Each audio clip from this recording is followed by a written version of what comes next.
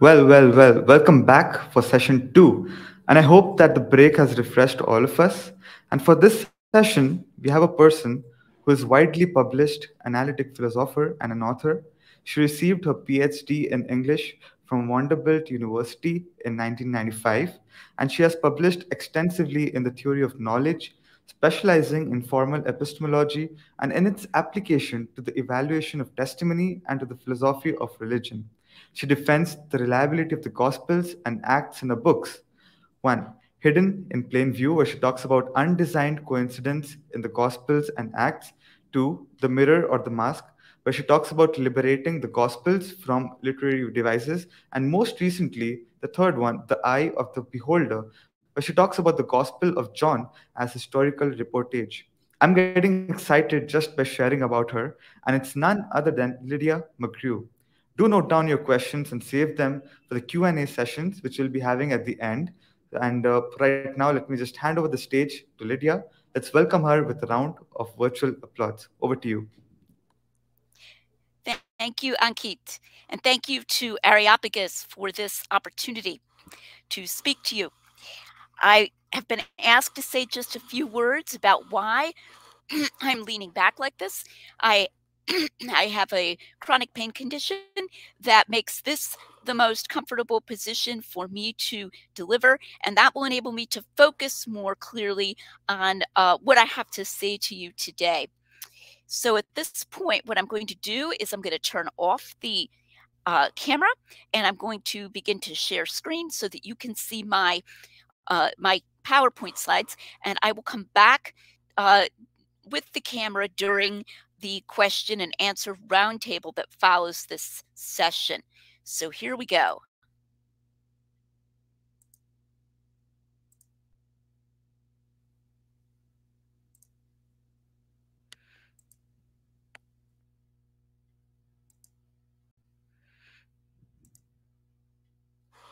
I'm talking today about how you can know that Jesus rose from the dead.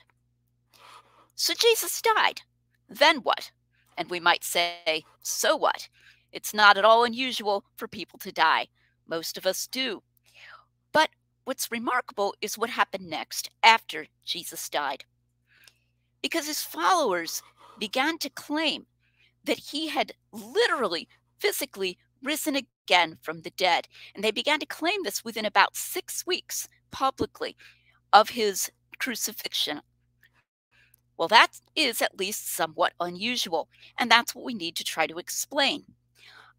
I suggest that there are three options for explaining the fact that Jesus' followers testified that he was risen from the dead and testified the details that they did and in the way that they did and in the context that they did. First option is that maybe they were liars. The second option is that maybe they were mistaken in thinking that he was literally risen from the dead. And the third option is that he really rose from the dead. I think those are the three possibilities.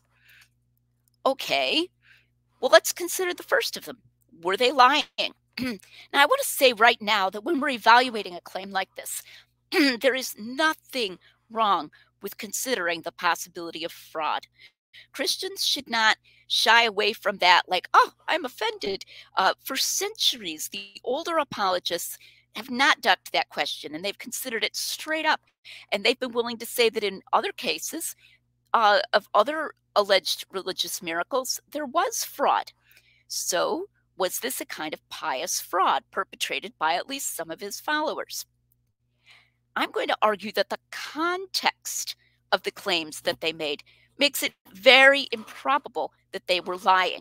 What do I mean by the context? What's highly unusual about this is that they were made first, publicly, second, to a hostile audience, and third, in an attempt to found a new religious group. Now, that's not quite as common as just saying that one has had a paranormal experience or that one saw someone who had died. To claim publicly to a hostile audience and an attempt to found a new religious group that a person is physically risen from the dead is unusual. It's much easier to get away with religious fraud when the miracle claims are being circulated only within a group that is already disposed to believe them. You'd be surprised how often that's what happens. There's a big difference between making such claims in the context of an existing religion that is already under persecution and making them to an audience that is going to persecute you for those very claims. That's a really important distinction. I have a couple of videos on my YouTube channel about the so-called rainbow body claims that are made in Tibet. And I emphasize there that even though the Tibetan Buddhists were, in general, a persecuted group, the claims of rainbow body were not usually made to a hostile audience who were going to persecute them for that very claim. But that's what we find the disciples doing. They're out there, they're talking to even the religious leaders who just a short time before had brought about the death of Jesus by crucifixion. And they're saying to them, we must testify to what we have heard and seen. It's much easier to get away with religious fraud or lying about the paranormal when there's no penalty for your claims, beyond at most the purely social penalty of being laughed at or disbelieved. I want to emphasize that again because, there are lots of paranormal claims out there. People claim to have seen Elvis risen from the dead. They claim to have seen ghosts. They claim to have done a lot of things. And those are much more plausibly made up because the most that's going to happen is that they're going to be laughed at. But the religious leaders had just gotten Jesus crucified. Jesus' followers who made these claims knew that they were risking their lives by doing so. Some of them indeed paid with their lives. I'm emphasizing, though, at first, they're knowing that they were risking their lives. It's not like they got out there and they tried this thinking that they were going to continue a religious movement and then they got persecuted and they said, oh, this was more dangerous than we realized. No, they knew it was extremely dangerous to begin with. Something I'll be emphasizing under the mistaken heading, but I'll mention it here too, is that we are talking about followers who were in a position to know whether what they were claiming was true or false. People are often ready to die for an ideology. You'll hear people saying, what about suicide bombers for Islam? What about kamikaze pilots for Japan in World War II? But that's not what we're talking about here. We're talking about being willing to risk death, and a terrible death, for something where you personally would know if it was true or false, an empirical claim, a claim that they had seen Jesus alive from the dead. And so it's not just that they got all caught up in an ideology or a political claim or a cult-like claim. Notice too that if it was false, they could simply have not made the claim. They could have just continued following their existing religious practices. All of Jesus' initial followers who testified to this were Jews. Occasionally, skeptics will say their lives would have been without meaning if they hadn't continued clinging, however crazily, to the idea that Jesus rose. That's not true. As Jews, their lives had meaning. They had a form of relationship with God through the sacrifices in the temple. They could have said, we were mistaken. They could have gone back to waiting for a different Messiah. That's what happened not long afterward with Simon Bar Kokhba. The Bar Kokhba rebellion occurred around 100 and a little after. And those people didn't claim he was raised from the dead. His movement just ended after he died. And that's what Jesus' followers could have done. They could have just kept their mouths shut, but they didn't. Well, let's go to, were they mistaken? Now, this is a very popular interpretation of what happened. There are lots and lots of people, including many scholars, who don't want to say, oh, they just lied. In fact, the idea that they just lied isn't a terribly popular view right now. But they'll suggest that they had religious hysteria, or that in claiming that Jesus rose from the dead, they overinterpreted their experience or interpreted it in categories that they found comforting or good, but that were not really reasonable. But just like the context of the claims helps us to rule out the idea that they were lying, the content of the claims makes it extremely improbable that they were mistaken. Now, to evaluate this mistaken option, we really need to get into the details of what Jesus' original followers claimed that they would have known the truth or falsity of. If we just say vaguely that they had some kind of experiences that led them to believe that Jesus was risen, that isn't going to give us a very good way to evaluate the mistaken option, because maybe they were somewhat irrational. In fact, most skeptics and many mainstream New Testament scholars would say that they were unreasonable. Maybe they just had vague religious experiences or brief visions and misinterpreted those as meaning that Jesus really was resurrected. In his book on Jesus' resurrection, the scholar Dale Allison, who is very hesitant to affirm the physical resurrection of Jesus. At most, he's agnostic about that. He talks a lot about the sense of presence, SOP, he says, that many people have after their loved ones died. Well, if it was just a sense of presence or even a brief vision, then maybe we could say something paranormal happened, but not have evidence for a real physical resurrection. What did they claim? Well, they said that different groups of them had lengthy conversations with Jesus. This is very unusual. This is not something we find even in the grief hallucination literature of people having lengthy conversations in groups. They said that they met Jesus in the flesh on many different occasions. Again, both individuals and groups meeting him in the flesh. This produces variety in their testimony. They said that on different occasions, people were able to touch Jesus. Now, sometimes those people were alone, but sometimes it was groups of them able to touch Jesus, as when the women claimed that several of them were together, saw Jesus, and grasped his feet. And they even said that Jesus invited them to touch him. That's interesting, and that's different. What else? Well, they said that Jesus ate with them on more than one occasion. Eating ghosts are not common at all, even in the ghost literature, especially not eating ghosts that eat with people while in groups. They said that Jesus convinced a previously skeptical disciple, namely Thomas, that he was risen from the dead. We have that story where Thomas is not with them, and then Thomas is with them, and he's in between. He's been scoffing, and then Jesus invites him to touch him on the second occasion. Notice that these different groupings and different appearance claims creates variety in the evidence and also a degree of independence concerning the influences and the motives for the different alleged witnesses. For example, James, the brother of Jesus, was very widely respected among the Jewish people. We actually find that affirmed in a later author named Hegesippus. And we find a implication of that in Josephus. So James, the brother of Jesus, had every motive to just stay quiet.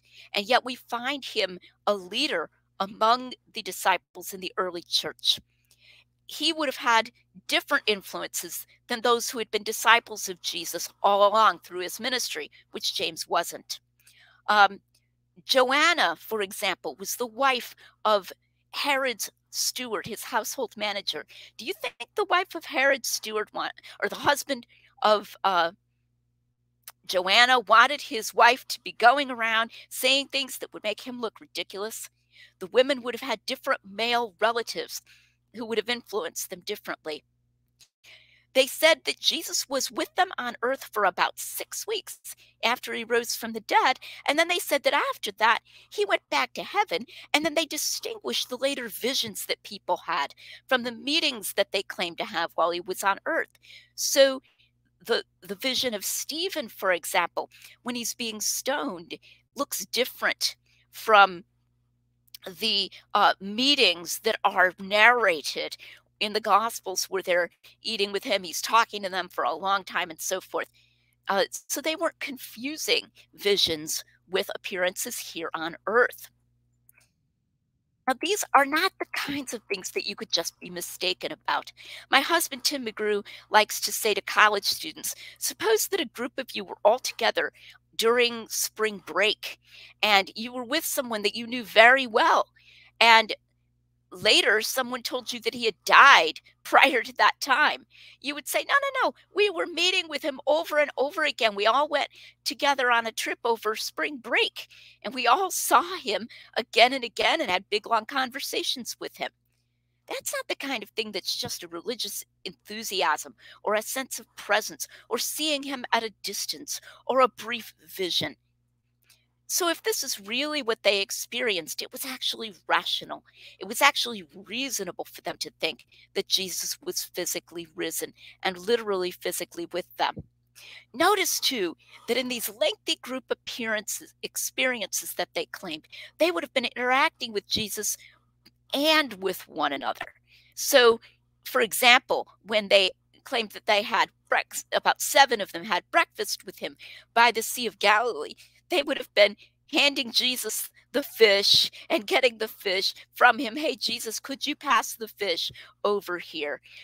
My husband and I like to call these polymodal experiences. That is to say, experiences involving touch, sight, hearing, even smell, all together, all these different senses together with different groups of people.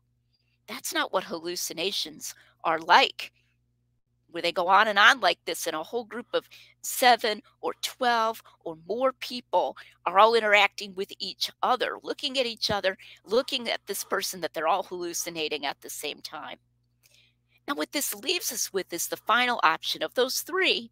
I said lying, mistaken, or it was true. Jesus really was risen from the dead. Well, now, how can you avoid that conclusion? I'm not under any illusions that someone who is previously skeptical is just going to listen to a 15-minute declaration like that and not push back at all. I would say that your best bet, if you're trying to avoid believing that Jesus rose, is to hang on to the mistaken option. And I think your best bet is to say that they didn't really experience those things, and they didn't even claim to experience them. I think your best bet is to say that all of that stuff, or most of it that I just talked about, wasn't part of their original claim.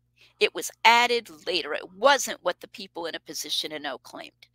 The disciples, let's say, believed that Jesus was physically resurrected, but at most they had much vaguer, less detailed experiences, and they were just irrational. Go back to they were jumping to conclusions because their experiences weren't really like what I've just described. Bart Ehrman, the skeptical New Testament scholar, likes to talk about a telephone game. In a telephone game, one person repeats something to another person who repeats it to another person, and it gets corrupted over time. Now, this is where the importance of the gospel accounts come in. Are those physical aspects, those polymodal aspects, those variations among the accounts later embellishments? Are the resurrection stories partly made up? Well, that calls for us to ask, what are the Gospels? What were their authors like?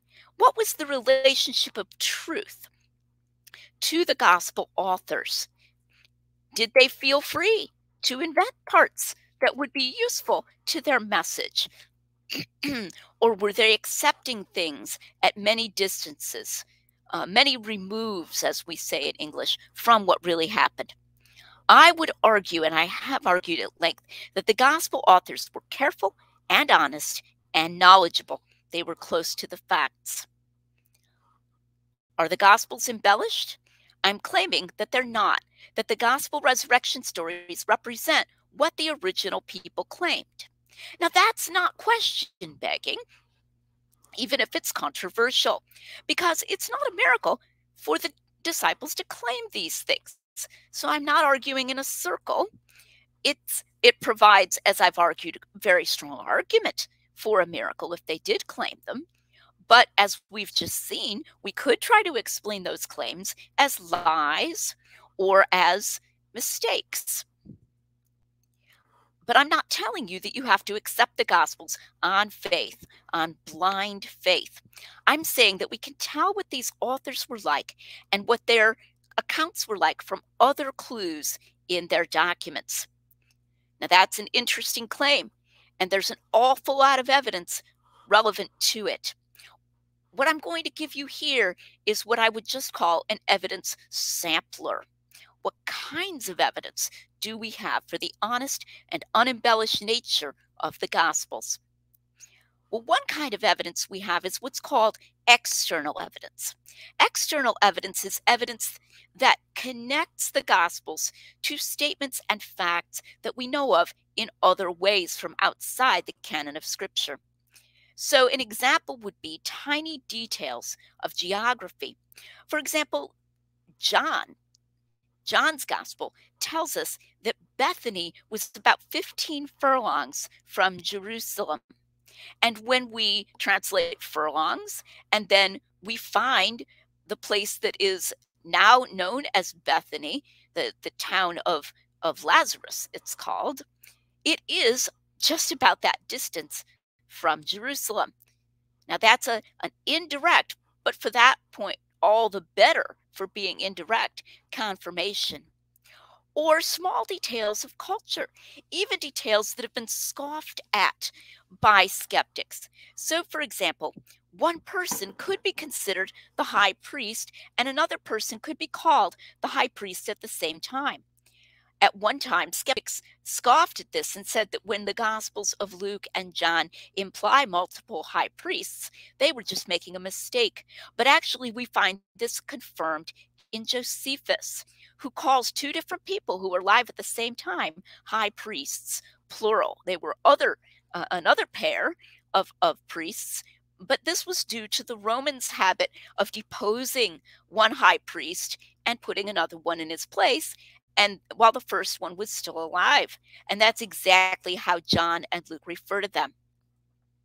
The author of Acts, who is also the author of Luke, knows an enormous number of tiny details. We find in Acts, I'm just going to give you one example. This is a whole presentation all in itself, the location of the little island of Cauda. Other authors of the time get that location wrong.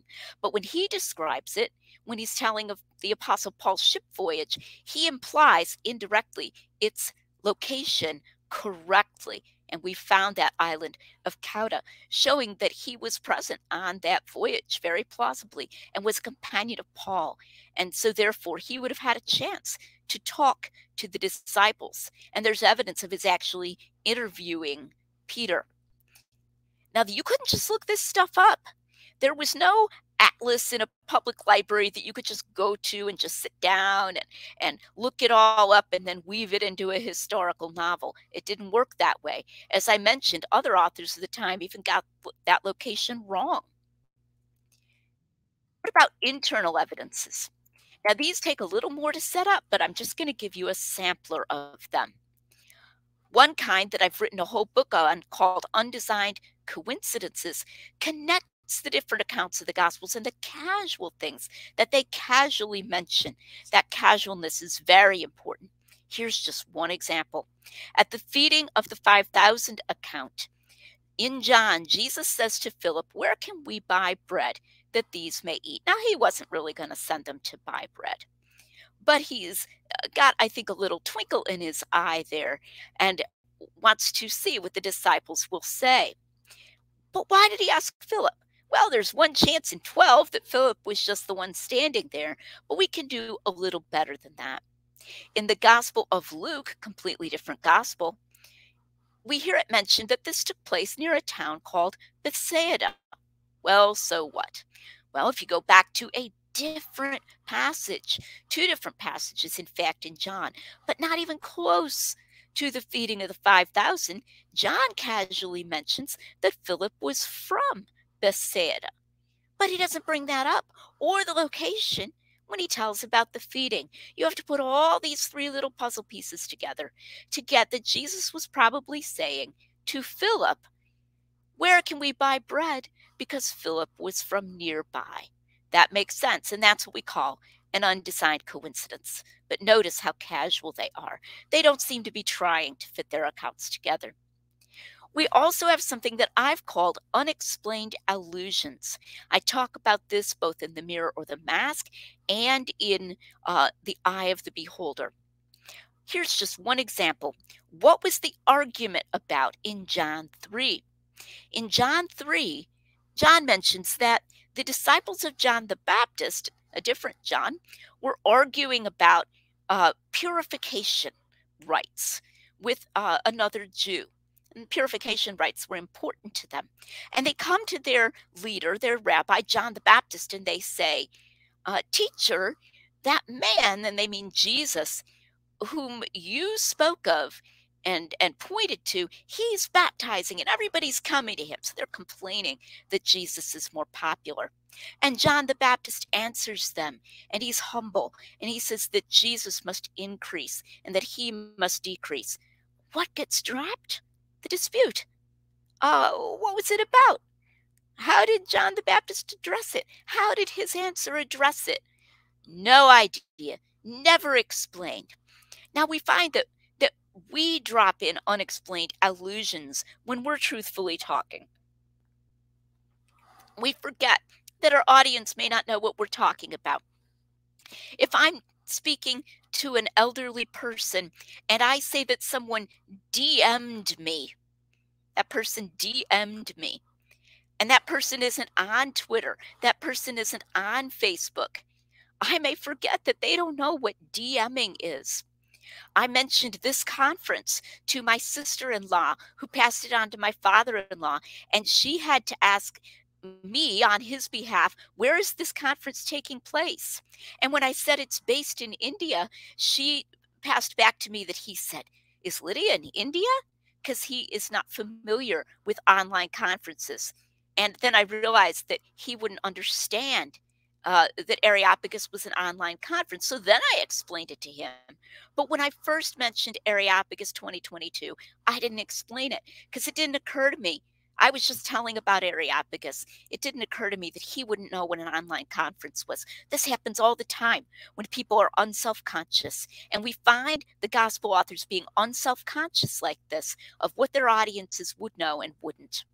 A third kind of evidence is the unique personalities of people that we find across multiple authors. It's often said that Jesus in John is very different from Jesus in the synoptics. That's not what I find.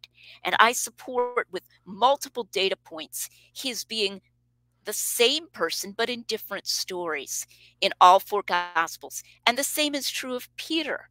But this is very hard to do fictionally, to show these subtle similarities of the personalities, but in different stories. These internal and external evidences also fit very well with the external information we have from the church fathers about who the authors were, because they would have been in positions to know, either personal disciples of Jesus or just at one remove, those who knew personal disciples of Jesus.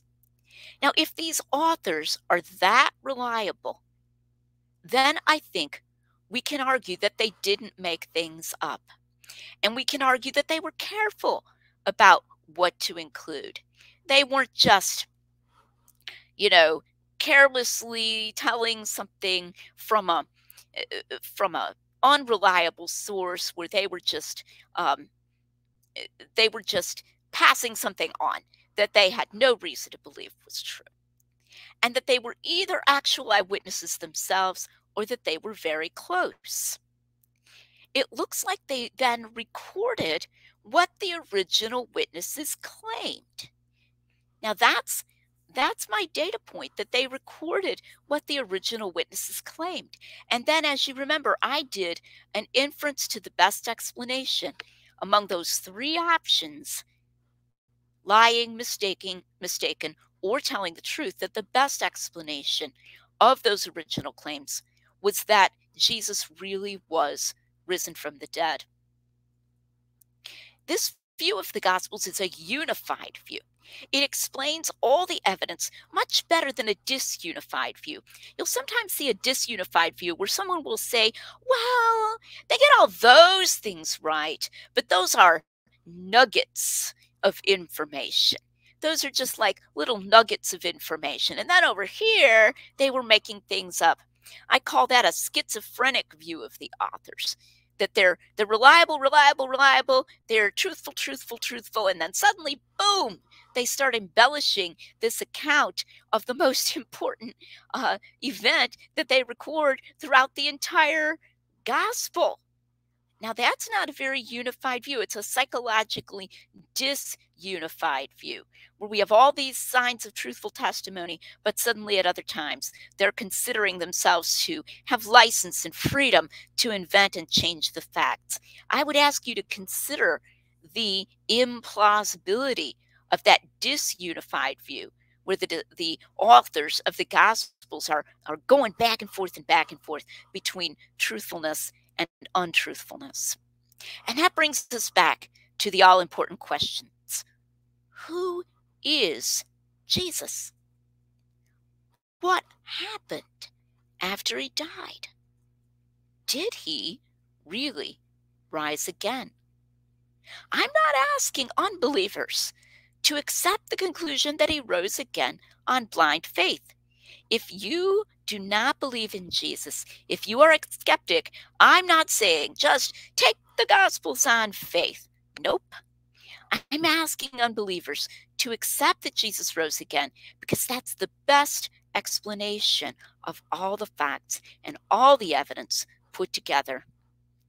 Once we realize that we can base our faith on historical fact, we can have trust and confidence and commitment so that faith is not a blind leap, but faith is trust and assurance in what we have reason to accept, even though it didn't happen before our own very eyes. If you want to know more, I'm going to suggest some various resources that you can check out. The 3 books, which Ankit mentioned at the beginning, Hidden in Plain View, Undesigned Coincidences in the Gospels and Acts, The Mirror or the Mask, Liberating the Gospels from Literary Devices, and The Eye of the Beholder, the Gospel of John as Historical Reportage. I want to emphasize that all of these are available in Kindle, and I want to emphasize that because if you would find it more expensive or more difficult to get that in a physical copy, it is available for less and purely electronically in Kindle. But there are also free resources.